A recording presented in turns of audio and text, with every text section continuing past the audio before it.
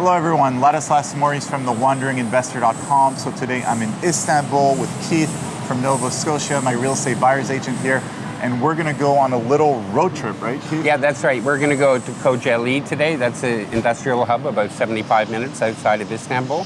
We're gonna look at some affordable luxury today.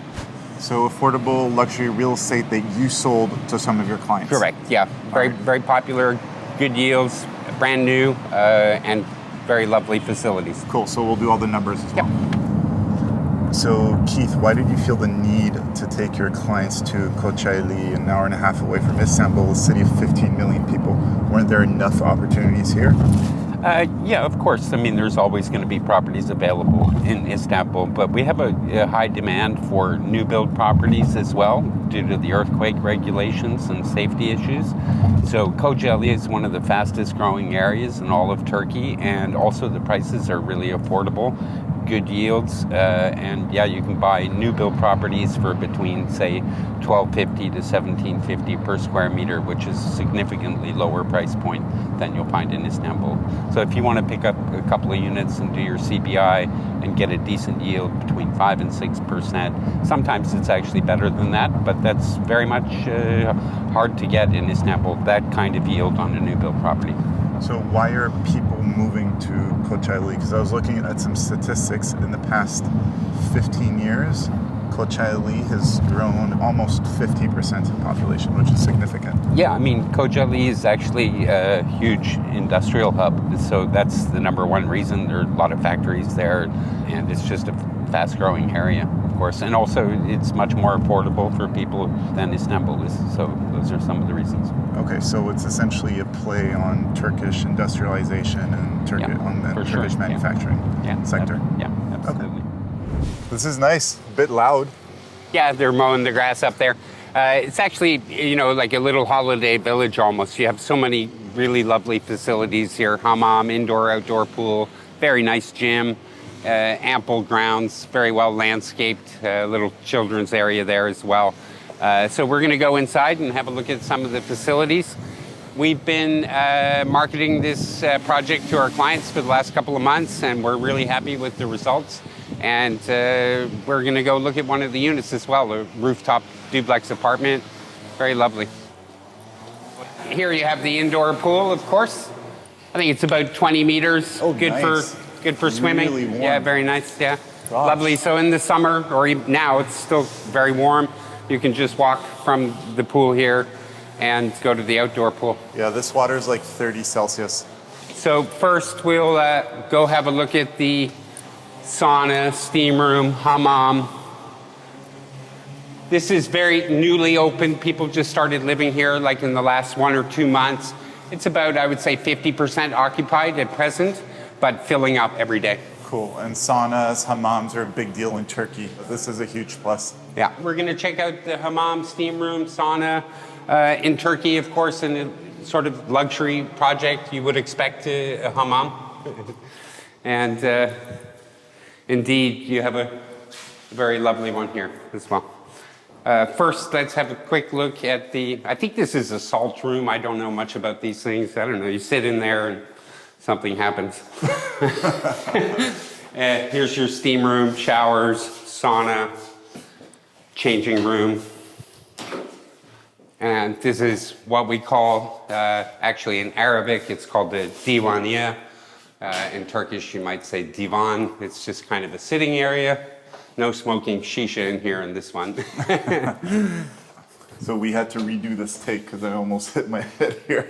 All right. Disadvantage of being tall in Turkey. Yeah. All right, here's the hammam. I'll just walk through here. You have a kind of separate area as well in the back.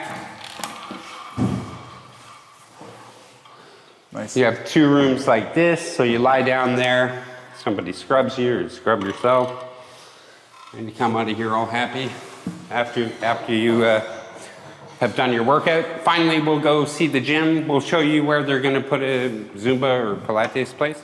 So as well. What are the price ranges per, like, roughly for apartments as Yeah, we're viewing this? I'll go over that. Yeah, here they're actually going to redesign this and make this into the Pilates area. Let's go see the gym. On the way, I'll give you the numbers. As I was saying, one of the things I really like about this project is the facilities are not just an afterthought. So, you know, some of the projects you see, they put in facilities just to kind of tick the box to say, oh, it has a tennis court, it has this or that. But everything here is like really usable and well done. So the hammam, the gym, the pool, they're all really quite usable and nice. Cool. And the numbers? Yeah, I'll get into the numbers in a second. Basically, there are about 5 or 6. Back the numbers. Yeah, because I have to get them right in my head. There's like 5 different kinds of units here, as well as villas across there. The villas are more like 800K, higher ticket item. But primarily what we're looking at here are 2 and 3 bedroom duplex apartments, rooftop duplexes, a couple of garden duplexes. The rooftop duplexes range from like 160 to 180K. They're about 100 square meters. Then we have the garden duplexes. Those would be about 150, 160. It depends on the view, the quality of the view, et cetera, which block it's in. But those would be your averages. Then you also have like a 1-bedroom apartment. I think there's a few of those left. I don't want to quote the prices on that, but there's something like 130, 140. All right, fantastic. Let's go check out one of the units. Sure. Cool. So you sold a few such apartments, right? How many bedrooms? This one is a 3-bedroom, and it's a duplex over 2 floors. So here you have the living area and the kitchen, open kitchen. Beautiful views. Yeah, great, amazing views of the Gulf there, and you have these long balconies which run across both upstairs and downstairs. Cool.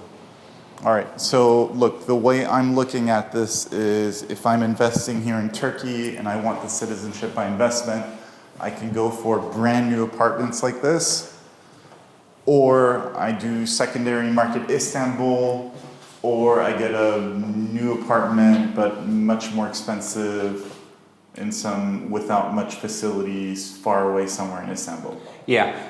One of the things that we really liked about this, in our view, it's kind of a lock-on value because it would be almost impossible to come from scratch, like a hole in the ground, and reproduce this and deliver it in under $1,700 per square meter. Yep. With the land costs, the construction, the labor and materials, everything, you cannot replicate that price. So that's why we like this kind of project.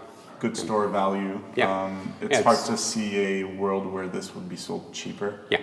Later on in a few years' time, for sure. And they're yielding between 5 and 6%. Some might be a little bit better, but let's just say between 5 and 6, which for a new build, honestly, we just can't do that in Istanbul. Because typically 5-6% gross is, or 6% gross is secondary market in Istanbul. Yeah, maybe you do some renovations and tweak it a little bit, then you're going to get this kind of higher yield, but there's no guarantee of that these days as well. But if you do a new build in Istanbul, typically 3%. New build, 3% max 3%. right now. Okay, cool. All right, let's go to the second floor. Here you have the full washroom and your 2 bedrooms, again, both with access to the terrace / balcony. It's pretty big up here. I'd call this a terrace. Again, these amazing Gulf views. This is really nice. Cool. So Keith, we need to address something, which is earthquakes. Yeah. Because, I mean, this area... Yeah, we're right on the fault line. Yeah, right on the fault line. Yeah, absolutely. Yeah, there was a big earthquake back here in '99.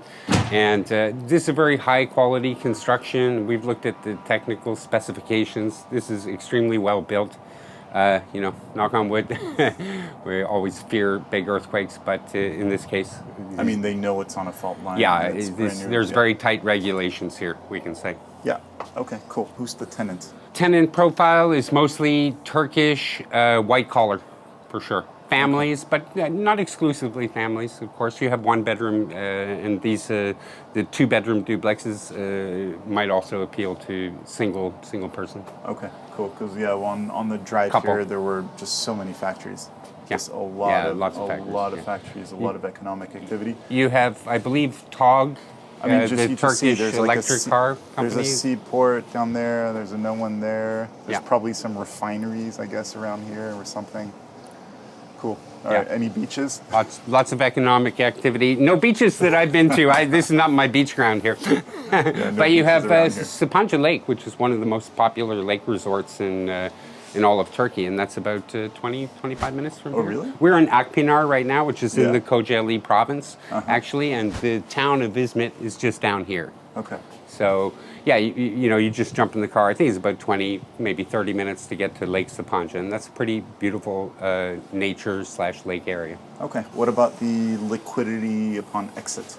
Yeah, I think as long as you're not looking to, overprice or anything like that, there'd be no issue with that. Okay. As always in Turkey, I think you need to leave 3 to 6 months Yeah. to exit because it's not quite as liquid due to the mortgage scenario. So just leave yourself a little bit more time than you might say in New York in the glory days when things are moving. Fantastic. So Keith occasionally organizes such bulk purchases where he goes and negotiates with directly with the developer for a whole bunch of apartments to get better pricing for his clients. So feel free to get in touch with him. There's a link below.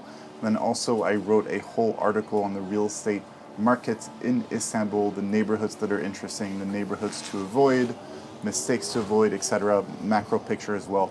There's a link below. Keith, thank you very much. Great. Make sure to download my free ebook, 12 Mistakes to Avoid When Investing in International Real Estate, which you can find on my website, link below. And feel free to follow me on Instagram @TheWandering Investor. I look forward to hearing from you.